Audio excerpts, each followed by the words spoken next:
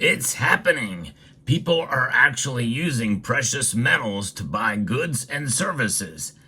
And in this particular case, silver is used, but then something went horribly wrong. We'll talk about it as we explore.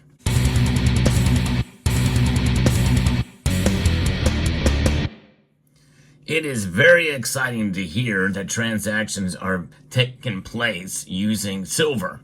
Silver especially has been used as money for thousands of years. And even in the 80s and 90s, there were some institutions that were taking old silver dollars to trade for cars or goods and services. I've seen it. I wish I would have clipped out some of the articles in the newspaper or the advertisements that talked about and showed those transactions. It's really neat. You can buy a used car for 10 or 20 silver dollars. That's pretty interesting. But even now, and even today, we're seeing more transactions occur with precious metals. In fact, Yankee Stacking has done videos showcasing utilizing silver for these little fairs that go on around the state. And more businesses are open to the idea of transacting in other types of money other than fiat dollars. That's right. The Federal Reserve note, which has been known to continually decrease in value year over year. That's called inflation. And by the way, inflation never goes away. I don't think we've ever had a period in this history of the Federal Reserve note where we've seen the dollar actually gain in value or a period of deflation. I don't know that we've ever seen that. We've seen low inflation, but inflation does continue to persist. And so silver coins provide another avenue that businesses can use in order to transact. And of course, the most common form of silver coin is the silver dollar. And as you can see here, there are actually three different types of silver dollars that are the most common, especially known for their bullion value, and that is the Morgan dollar, the Peace dollar, and the American Silver Eagle. The silver dollar here, that is a bullion coin. Now, these coins actually used to circulate back in the day, and this is the case where one business in Indiana actually accepted silver dollars as payment for goods and, well, for services, for items. We don't know exactly what items were bought with it, and we don't know the business name, but it was in La Paz, Indiana. And this is in Marshall County, where a transaction took place with silver coins. Now, the reason why this is making news, and this is where the story changes, is because the counterfeit silver dollars were used, according to Giant FM, or the Marshall County Post. And Marshall County police have arrested a suspect believed to have used counterfeit coins to make a purchase in La Paz. Now, this happened on August the 1st. The Marshall County Sheriff's Department obtained information that an unknown male subject had purchased items from a La Paz business and paid with $1 silver coins. And we don't know exactly what coins they are. And there is a graphic on the website that shows some silver coins laid out. I don't know if it was actually those or not. It almost looks like just a kind of a graphic, and the coins were kind of placed there. It's a very odd kind of placement. But one of them appears to be a trade dollar. But, those are very, very, they have numismatic value and likely would not be used. And, of course, if you're going to trade them dollar for dollar, well, that would be foolish. And so I would assume that the owner would have accepted those, probably at the bullion value of the spot price of silver at the time, and back in August.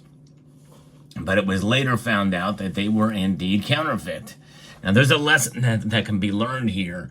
And the reason why this story is important for two reasons, and there's not many different, I've looked at different articles on this.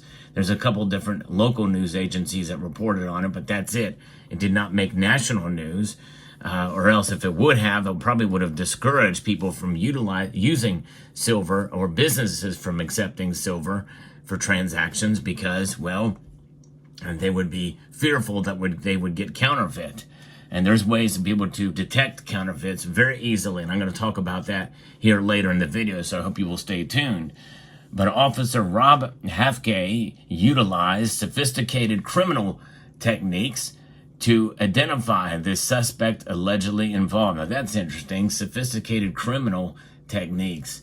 A case, I don't know what that means, but I would assume it would be sophisticated crime fighting techniques or detection techniques, but I'm not sure what that means. There's a lot of open-ended questions from this article here. A case report was forwarded to the Marshall County Prosecutor's Office for review. An arrest warrant was issued for Joseph B. Daigle, who is 62 years old, of Plymouth, Indiana, and that was done just this past week. An officer, Hefke, went to the suspect's address and arrested him.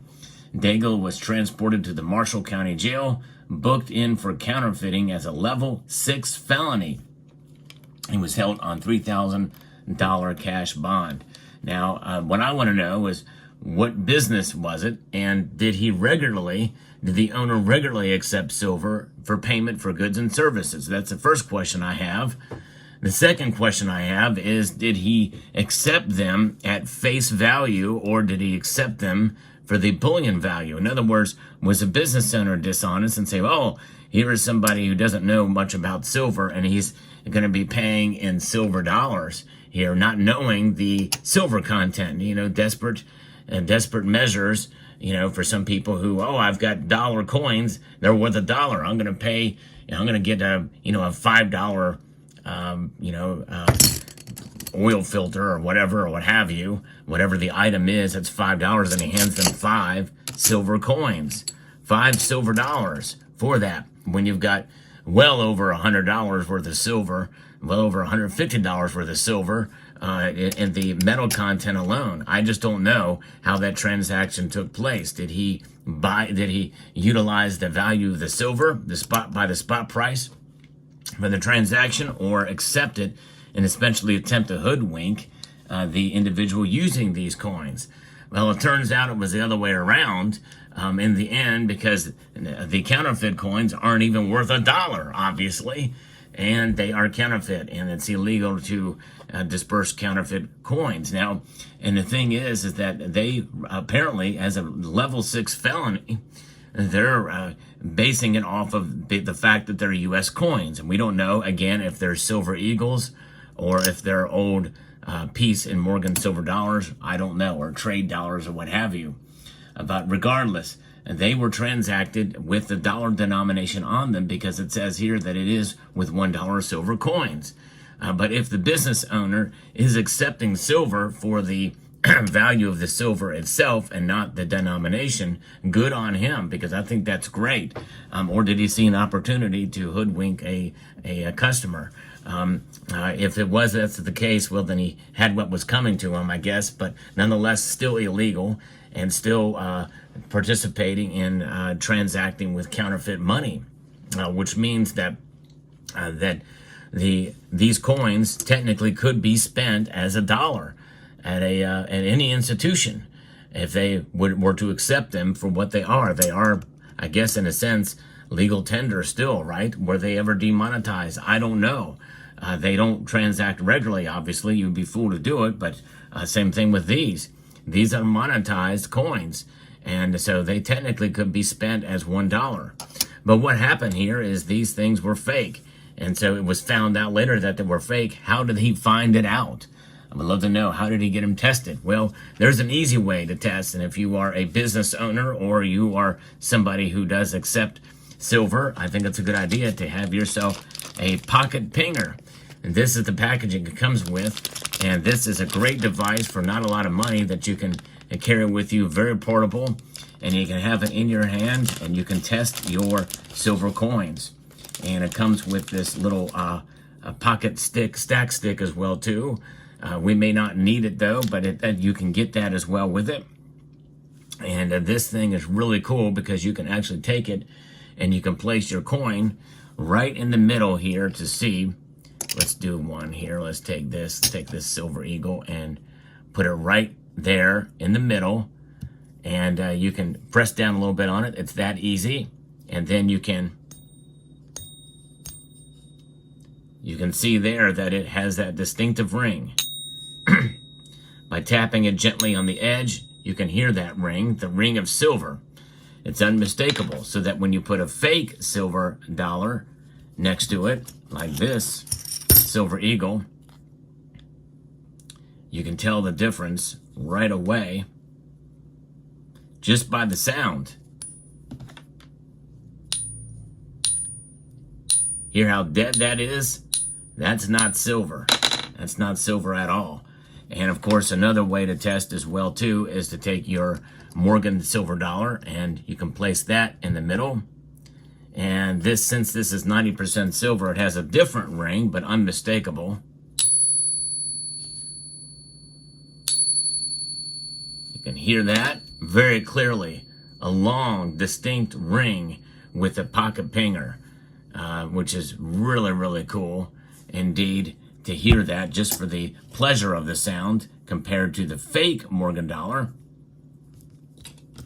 When you test it here, much different ring, much different.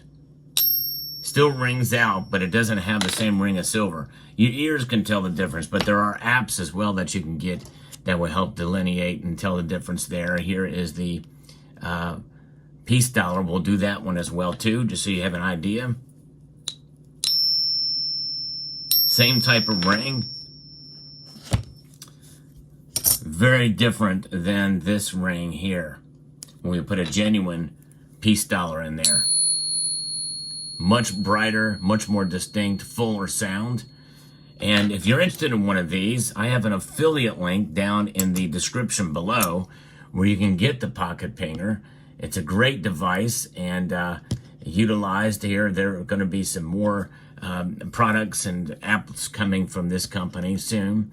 But the pocket pinger is an amazing, amazing piece to be able to test your silver. And had the business owner had one of those and could have tested right then and there, he would have avoided a whole big thing. He would not have been become a victim of this. But regardless, fascinating story, and it just goes to show you that you can never be too careful, but also it's very easy ways to be careful, and being able to test your silver right then and there on the spot is one way to do it. So that is what it is like about having silver in your possession and to be utilize it for transactions. And it's exciting to see more businesses doing it. And so if you're a business owner, do not be discouraged. If you do accept silver, there are ways to protect yourself. And that's one of several different ways to test. The Cyber Curtain Twitcher silver slide is another way that's really good that you can utilize as well, and among other testers that are out there as well. But the cheapest and most efficient and portable is the pocket pinger. So if you're interested in one of those, the link is in the description below. I'd like to extend a multitude of gratitude to each and every one of you for taking the time to watch, and I want to encourage you to please rate, share, comment, and subscribe.